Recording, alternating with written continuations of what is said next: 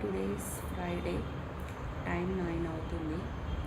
అవి డాడీ పాప ఇంకా ఇంట్లోనే ఉన్నారు.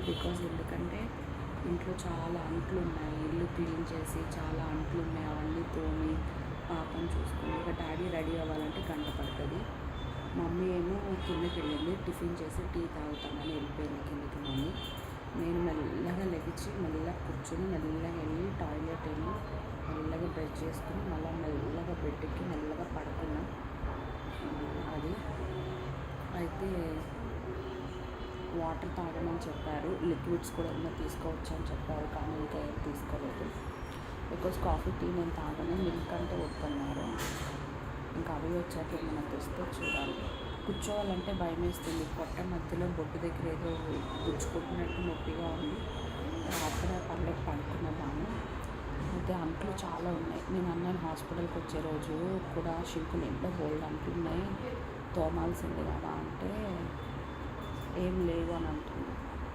షింకు నిండా అంటుంది, తోమితే అబ్బాయికి హెల్ప్ అయ్యేది కదా.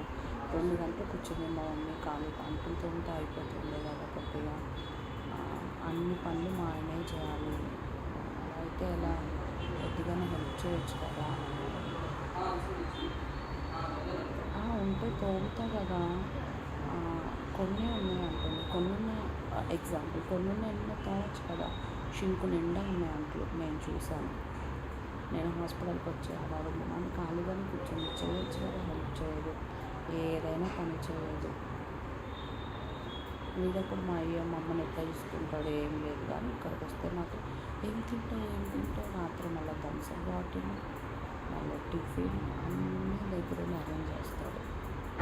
డబ్బులన్నీ మాయే కదా. మా నాన్నమ్మ ఒక సామెత చెప్పేది, తిండికి పోతూ పనికి దొంగ అని. అది మా మమ్మీనే.